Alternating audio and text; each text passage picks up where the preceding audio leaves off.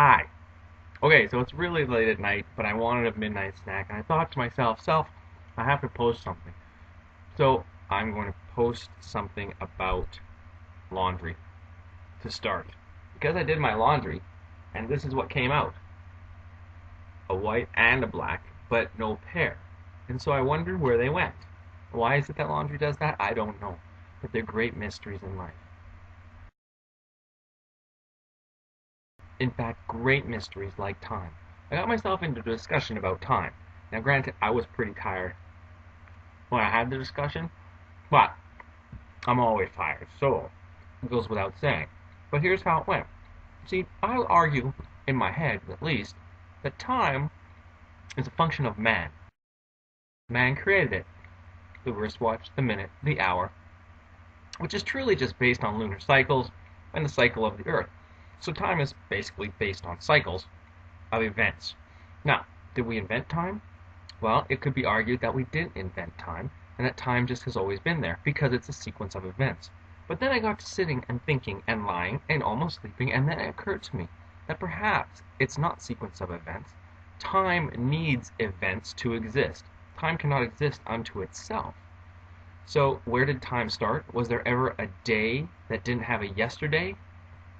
Well, that's a good question, but it is kind of irrelevant, because time couldn't exist without there being a function of an event. And so what we have is the dawn of an event, in which case then we can apply time. Because if you don't have happenings, you don't have time. Therefore, time is a function of something else. So if there isn't anything else, time doesn't truly exist. Now, that then leads to the question, whoa, if we can create more time, or if there's the ability to create time in the future. And I suppose that just depends on what your perception of time is. Is it infinite, or is it finite? Is it eternal, or is it over? Now that might have some religious connotations, but generally speaking, it's all up to you. Now, most people would say they don't want to live forever, yet most people would also say they're not interested in dying. But I think if we could all pick an age and live forever and have an infinite amount of time, but we could pick which age that was, we would all choose that.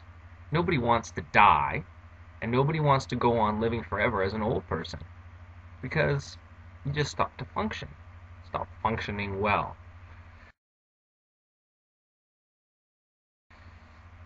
But I think the other thing we would want to have is that everybody else got to live forever as well, so you don't see everybody dying around you. I would choose to live forever if I could live at the right age that I would choose for myself, which I'm not quite sure which age that is yet, because I want to be old enough to be smart enough and capable, but I don't want to be too old that I'm just old. Anyway, that was my thoughts on time. If you have thoughts on time, and if time began, if time can exist without a event, if time was created by man, or if time could go on forever, would we choose to? I'd be interested in your thoughts. But for me, I'm going to finish my bun and go to sleep. I have a long day tomorrow.